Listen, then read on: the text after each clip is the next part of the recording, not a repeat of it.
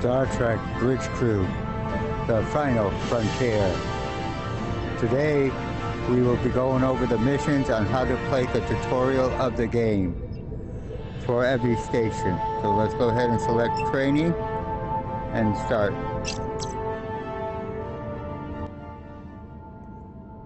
This should be an exciting adventure.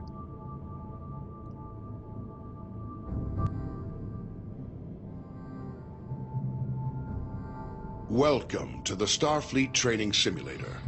Our system is currently configured to train command crew of Aegis-class starships. Here you may learn about the roles and responsibilities of each officer on the bridge, and how to operate all of the controls of their command stations. Feel free to experiment and get comfortable with the ship here in the simulator before moving on to the real thing. Alright, so as you can see, we have all 4 stations: Captain, Helm, Tactical, and Engineer. We're going to start from the bottom up in this case. So we're going to go Engineer, then Tactical, then Helm, and then finally the Captain's chair. As Chief Engineer, you support all other members of the bridge crew by keeping the Aegis operating in top condition. You monitor vital status information about the ship's systems, allocate power needed for maneuvering and combat, and manage the ship's power grid to compensate for damage or boost its capabilities. You also manage the ship's repair teams and keep an eye on how visible the Aegis is to other ships in the area. As you can see, we have our training topics on the right, so we're going to go power allocation first. How you allocate power determines how effective each of those systems is. As situations change, you'll need to communicate with the rest of the crew to keep them supplied with power and to anticipate when to make critical adjustments. One of your most essential responsibilities as Chief Engineer is to distribute available power between each of the ship's major systems. Try giving maximum power to engines now. Maximum power to engines. Maybe. If I can do this. My steering wheel is kind of in the way, so there we go. Now try giving maximum power to shields. You will have to reduce power to other systems first. Reducing power to engines. Maximizing power to shields. So that's power allocation. Let's go over warp core. Before the ship can travel between star systems, you must make the ship ready and charge its warp coils. This draws a tremendous amount of power, and you will be unable to make any further changes to power allocation or routing while prepping for warp. Begin preparing for warp now. Okay, so we need to prepare for warp. Charge the warp coils. And charge the warp coils. The helmsman will have a limited time to engage the warp drive, or the coils will automatically discharge to prevent damage to the ship. Warp coils charged. And you see we only have about 30 seconds and then they automatically discharge. When the ship sustains damage, it's up to you to deploy repair crews and get critical systems back in working order. You have a limited number of crews available. You may send multiple crews to repair a single system faster, or you may spread them out to work on multiple systems at once. Activate your repair controls now. We have simulated damage to your phaser banks and scanners. Assign repair crews to both systems to get them back to full working condition.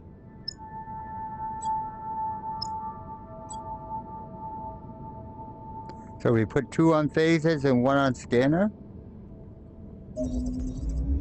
Phaser array restored.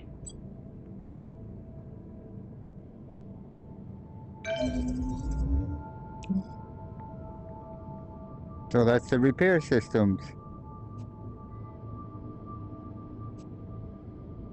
It's possible to increase the power to one or more systems beyond normal safe operating limits by rerouting the ship's power grid. Switch to rerouting mode now. Try diverting extra power to shields by dragging an adjacent power node over to it.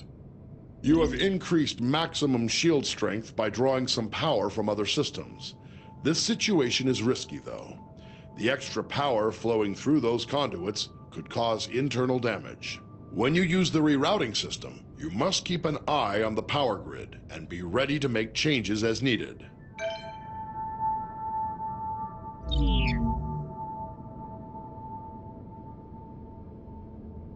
Various systems of the ship affect how easily other vessels can detect the Aegis. The Aegis is designed to avoid detection at ranges where other Federation vessels would be easily visible to another ship's sensors. As Chief Engineer, you can monitor all systems which are affecting the ship's signature and gauge the range at which the Aegis will be detectable to other vessels. This information is vital when trying to avoid contact with hostile ships.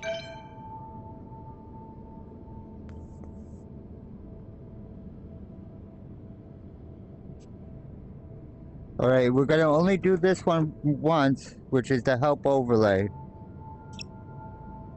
And what we're gonna do is hit the bottom button on the left controller of the MetaQuest, which pops up all these blue words and labels to tell you what everything is. Then you hit the same button to get rid of them. So if you ever need a quick tutorial of what a button does, that is how you can get to that. All right, so that is engineering. So let's go ahead and take a look at tactical.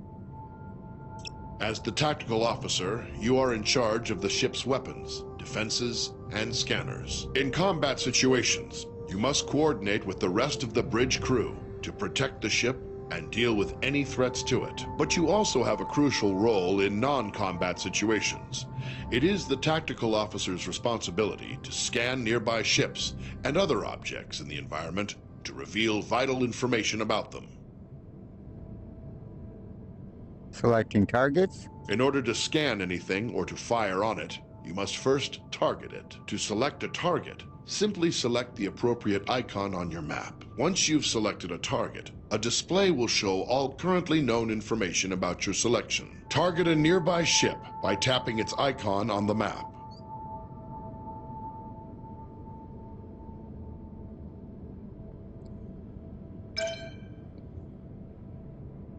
Hold on 1 second.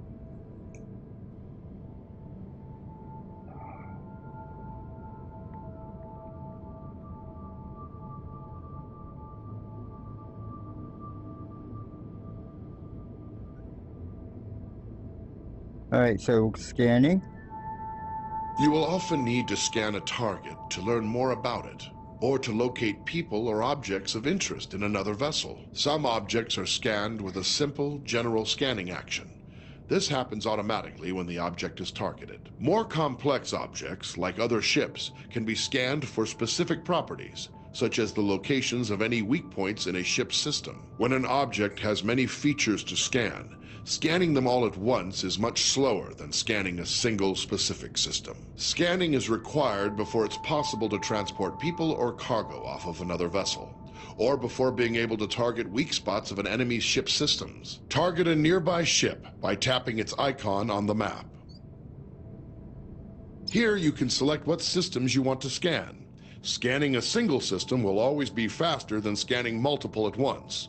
Also, the closer the ship is to the target, the faster you can scan. Scan the ship's engines now to reveal their status, and any weak points which would allow you to damage the engines directly.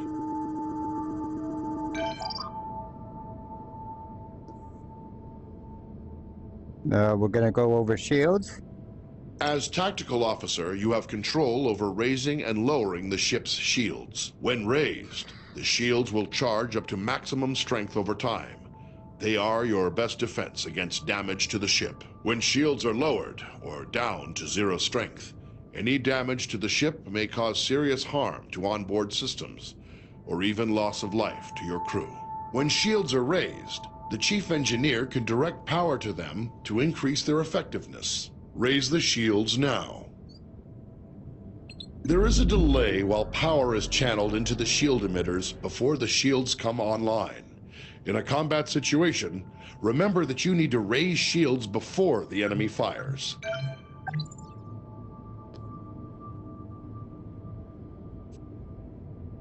Torpedoes. Photon torpedoes are a devastating weapon. They can automatically track a moving target and deliver heavy damage on impact. However, before you can fire them, you must first give the order to arm them. Arm your torpedoes now. Each torpedo tube takes time to load. Your supply of torpedoes for any mission is limited, so use them wisely. Target the nearby ship and fire torpedoes at it.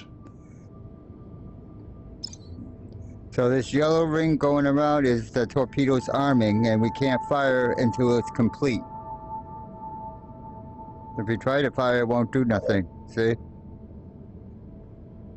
We've already selected our target. Now we can fire a torpedo.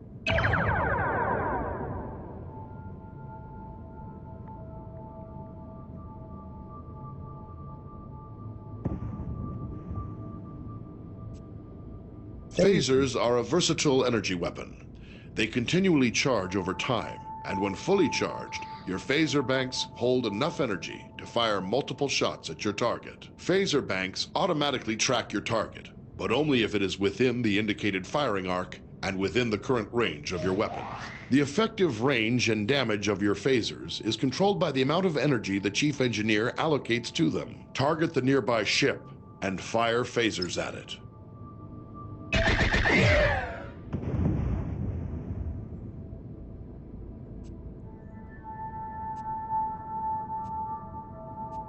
So we got a few more systems. Targeting subsystems. Phasers can be used to precisely target weak spots of another vessel. To use this ability, you must first scan the desired subsystem of a target, such as its weapons or engines. Once scanned, you must then select that system. As long as a scanned system is selected, phasers will auto-target that system's weak points. To hit a subsystem, the target's shields must be down or inactive.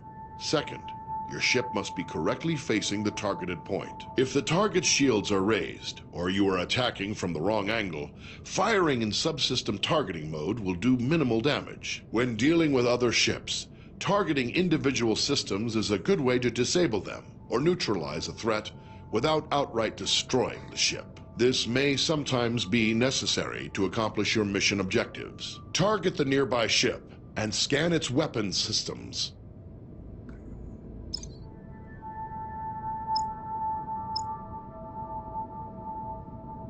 I am actually going to scan both weapons and shields for a reason.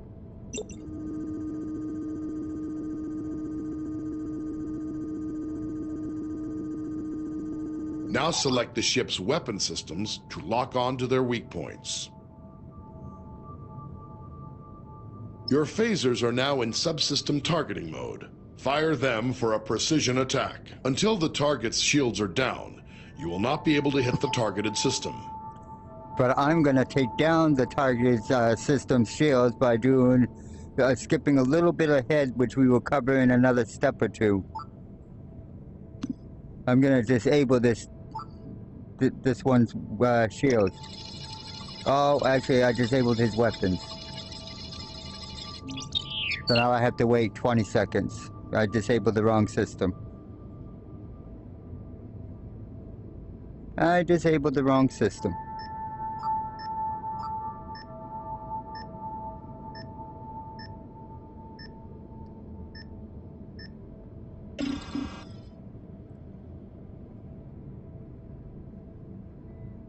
Recalibrating in 4, 3, 2, 1. Alright.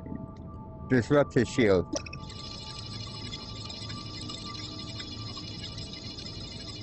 Okay, now his shields are disrupted. Let's target their weapons. Very good. You have damaged the targeted system. And we will go over the system integration shortly.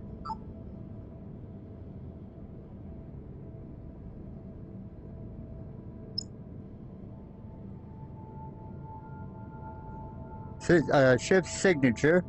Various systems of the ship affect how easily other vessels can detect the Aegis. The Aegis is designed to avoid detection at ranges where other Federation vessels would be easily visible to another ship's sensors. As tactical officer, arming torpedoes, firing weapons, and activating shields will each make the ship detectable from greater distances. To reduce the ship's signature, disarm torpedoes and lower shields now.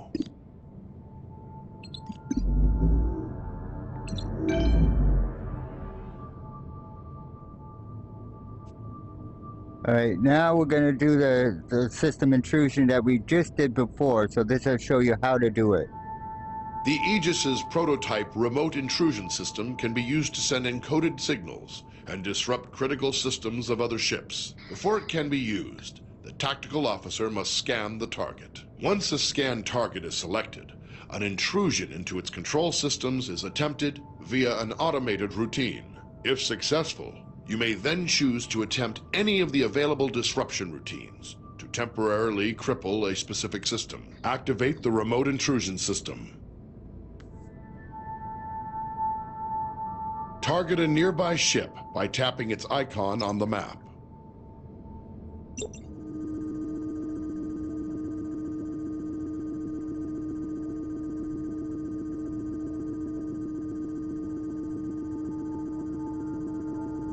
Select a scan target. Choose a disruption routine to inject into the target's systems. Very good. But once used, the remote intrusion system will be fully occupied and unable to disrupt another target or system for some time.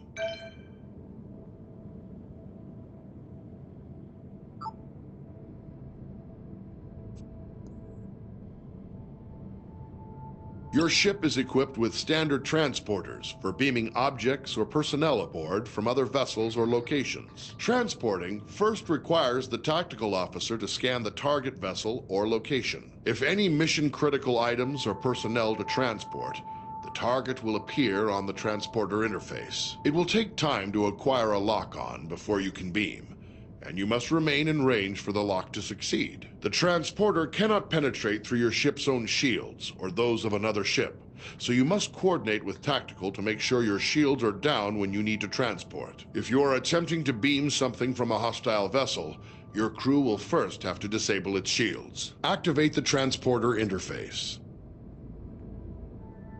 Target a nearby ship by tapping its icon on the map.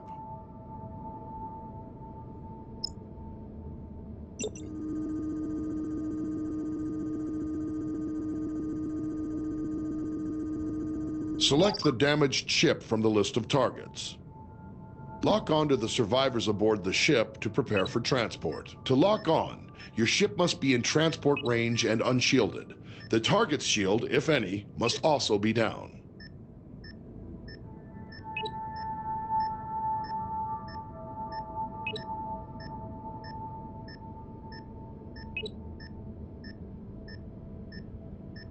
You have transporter lock on the survivors. Give the order to energize. The survivors are now safely aboard the Aegis, but you can only transport 6 at a time. Anytime there are more than 6 targets to transport from a single vessel, you will need to perform multiple transport cycles. And then that's just a help overlay, which we've already covered under engineering. So we're going to go back to station menu. And now we will cover helm. As helmsman, you are the ship's navigator, responsible for maneuvering the ship and navigating within and between star systems. Your crew depends on you to get the ship wherever needed, to avoid collisions with hazards in space, and to maneuver for tactical advantage in combat situations. Your local map can be used to mark ships and objects as waypoints, to check your proximity to hazards, and gauge when you are close to being detected by hostiles. Touch any target on the map to select it.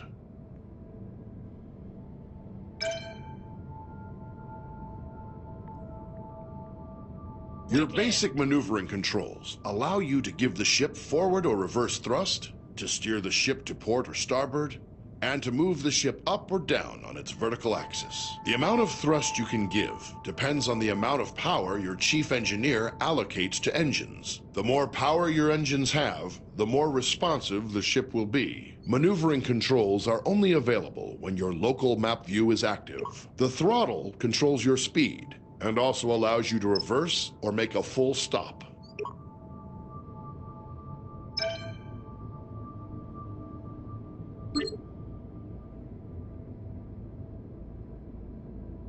Your ship's impulse drive allows you to travel quickly between planets and other points of interest within a star system. To travel via impulse, you will first need to plot a course by choosing a destination on the impulse map. Once the course is plotted, you will then need to align your ship with the appropriate heading and engage the impulse drive. Be aware, the impulse drive cannot be engaged unless the chief engineer has allocated sufficient power. Switch to your impulse map. Select any point of interest in the star system to plot a course to that destination. Now return to the local view and steer the ship to line up with your plotted course. So we're basically making this yellow line match up with the green like cone in front of our ship. Grab and push your throttle to engage the impulse drive. The ship's computer will automatically follow the course you plotted.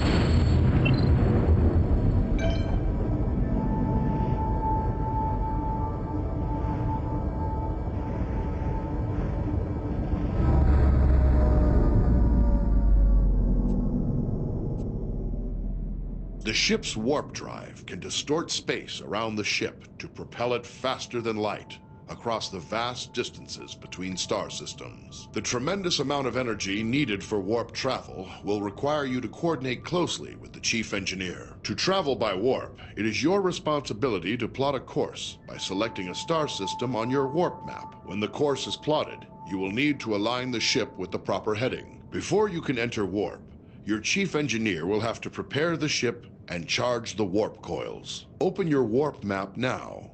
Select a star system to plot a course to it. Now return to the local view and steer the ship to line up with your plotted course. Push your throttle to engage the warp drive. The warp coils can only remain charged for a limited time. The chief engineer will need to prepare the ship for warp again.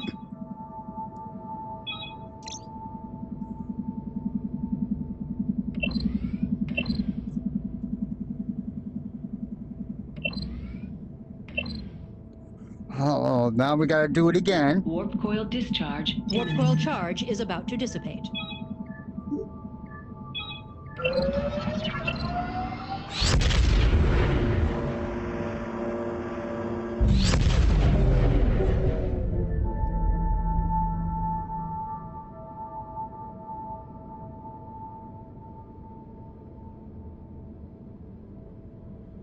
Various systems of the ship affect how easily other vessels can detect the Aegis. The Aegis is designed to avoid detection at ranges where other Federation vessels would be easily visible to another ship's sensors. As helmsman, the more thrust you are using, the farther away the Aegis can be detected. On your local map, you'll see a ring that expands and contracts as the ship's signature increases or decreases.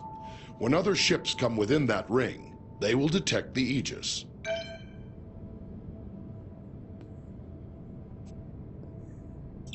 All right, so now we're on the last station, which is the one of the most things to do, especially in solo play, Captain.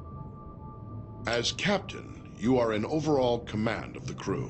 It is your responsibility to communicate with and to coordinate the actions of the other officers on the bridge. You'll receive important updates on mission status and also have direct control of the main view screen. The captain's objectives feed contains vital information about your ship's mission. Updates from support crew and Starfleet Command are reflected here, so that you will always know what your crew needs to accomplish. Open the objectives feed now. Some objectives also have more detailed information. Sometimes you, as captain, must choose between different ways to complete an objective and direct your crew accordingly. In all cases, your crew depends on you to keep them informed of their goals. Select the objective for more information. Sometimes you will receive additional information to help with your mission. Keep an eye out for your intel feed, located near your objective readout for tips and hints. As captain, you can answer a hail when messages from Starfleet or other ships are received. If the message is accompanied by video, it will be displayed on the main view screen. Answer the incoming hail now. Aegis, This is Captain Ukwu of USS Huxley. Our system checks are complete. We're ready to go. We'll stand by and follow you out when you're ready. At any time while on the bridge, you can use an external view to see what is going on outside and around the ship. So that's going to be the top button on your left controller, exterior view.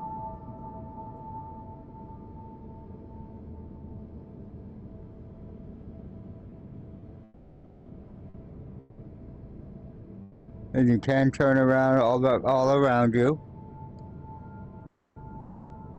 And then you hit the same button to go back.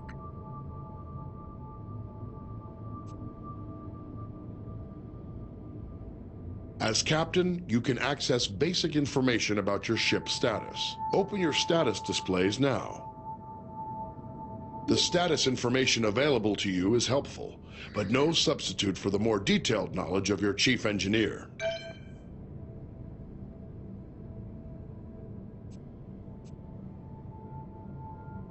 As captain, you have the same maps at your fingertips as your helm and tactical officers. You may use these to aid communication, to identify a target for tactical, or to specify a destination for helm. Targets and nearby destinations are selected from the local map, which shows objects of interest around you.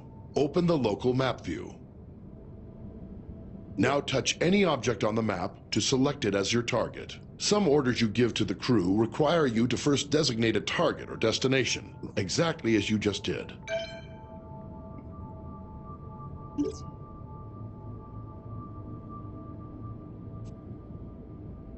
When playing alone or with AI members of the command crew, the captain gives orders to the AI officers. To give an order to a specific officer, look at them and use the orders system to select from the available commands. Remember, some commands will first require that you select a target or destination. Try ordering your chief engineer to prioritize power to engines. Some orders apply to the entire crew. To access these orders, look towards the central console in front of you. First, select the closest ship from your local map. Then try ordering the crew to investigate it.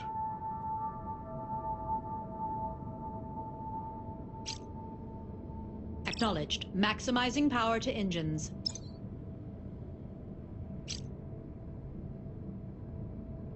Following the target. Changing target. Scanning.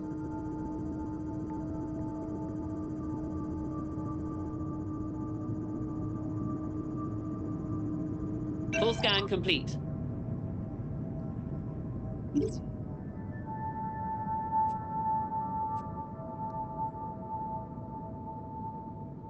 Impulse engines allow the ship to rapidly traverse great distances within a star system. When playing with an AI crew, you will need to choose a destination and give the orders to prepare for and initiate impulse travel. First, choose a destination from your impulse map. You need to select a destination from the impulse map. Now give the order to prepare for impulse. Your chief engineer will give more power to the engines, and your helmsman will lay in a course and align the ship. Tell the crew to engage impulse flight. Impulse.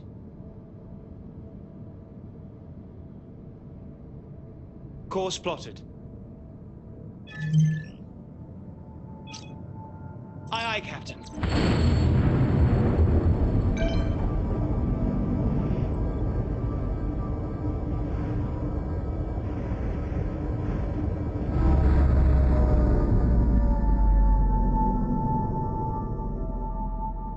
The ship's warp drive can generate a warp field, distorting space around the Aegis and allowing you to travel to other star systems much faster than the speed of light. When playing with an AI crew, the captain chooses a destination and gives the orders to prepare for and initiate warp travel. Always bear in mind that charging the warp coils consumes most of the ship's power.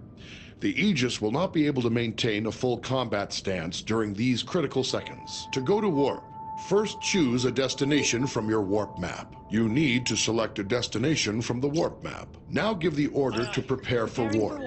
Your chief engineer will direct power to the warp coils, and your helmsman will lay in a course and align the ship to the correct heading. Now tell your crew to engage the warp drive. Charged. Aye, Captain.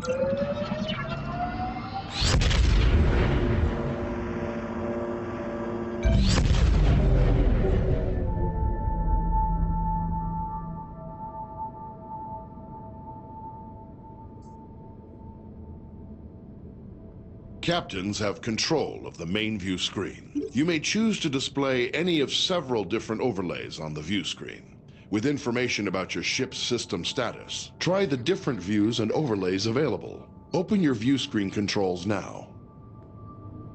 The target and magnify views only work when you are targeting another ship or object. Magnify provides an up-close view of your selected target. Target view provides enhanced situational awareness, showing both your own ship and your target at once.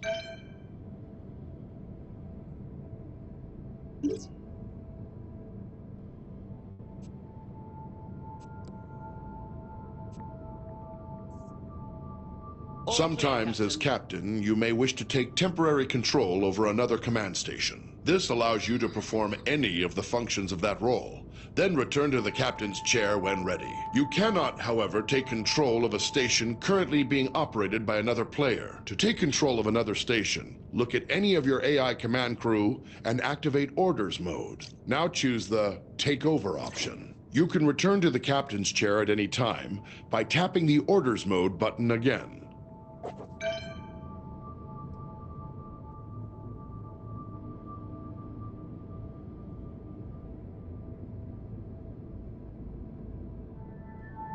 In emergency situations, you can sound a red alert to notify your ship's crew. If you are playing with an AI as tactical officer, she will interpret a red alert as a request to prepare for combat. Try activating red alert now.